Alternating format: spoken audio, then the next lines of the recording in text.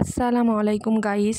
হাতে যখন কম টাইম থাকবে বা রান্না করতে ইচ্ছে করবে না, তখন ঠিক আপনারাও আমার মতন এভাবে প্রেসার কুকারে চিকেন কারি করে নেবেন।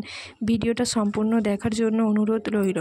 প্রথমে আমি একটি পাত্রে পরিমাণ মতন চিকেন নিয়েছি। চিকেনের মধ্যে পরিমাণ মতন নুন, 1 টেবিল চামচ হলুদ গুঁড়ো, 1 টেবিল চামচ লঙ্কা গুঁড়ো, সয়া সস, লেবুর রস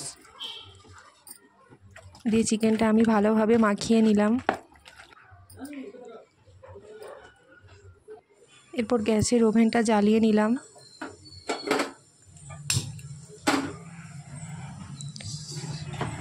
ওভেনের মধ্যে কড়াই বসিয়ে দিলাম।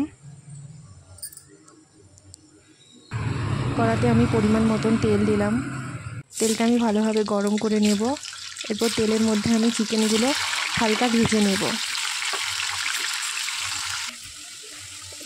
একদিকে অন্য একটি পাত্রে 2 টেবিল চামচ লঙ্কা গুঁড়ো, 2 টেবিল চামচ হলুদ গুঁড়ো, পরিমাণ মতন নুন, একটু জল দিয়ে ভালো করে ঘুলে মিশিয়ে নেব। দেখুন চিকেনটা আমার ভাজা হয়ে গেছে।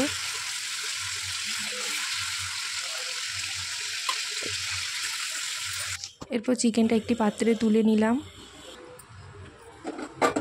আবারও গ্যাসের ওভেনটা জ্বালিয়ে নিলাম। ওভেনের মধ্যে প্রেসার কুকার বসিয়ে দিলাম।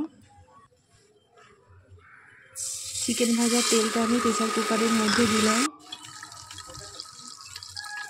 তারপর দিলাম তেজপাতা, দারচিনি, লবঙ্গ, এলাচ ফোড়ন হিসাবে। তারপর দিলাম পেঁয়াজ।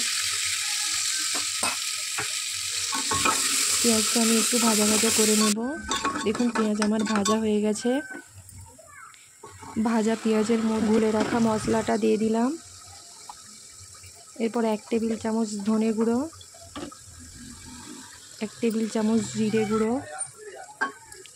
অল্প একটু জল দিয়ে মশলাটা আমি কষিয়ে নেব।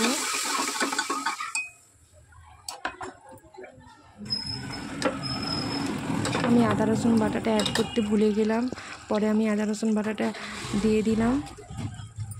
এরপর টমেটো কুচি দিয়ে মশলাটা ভালোভাবে কষিয়ে নেওয়ার পর আমি চিকেনটা দিয়ে দিলাম।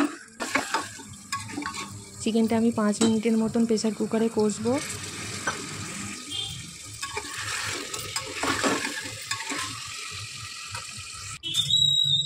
দেখুন চিকেনটা আমি 5 মিনিটের মতন প্রেসার কুকারে কষিয়ে নিয়েছি। এরপর আমি পরিমাণ মতন জল দিয়ে প্রেসার কুকারে 2টো সিটি দেব। 15 মিনিট পর প্রেসার কুকারের ঢাকনা খুলে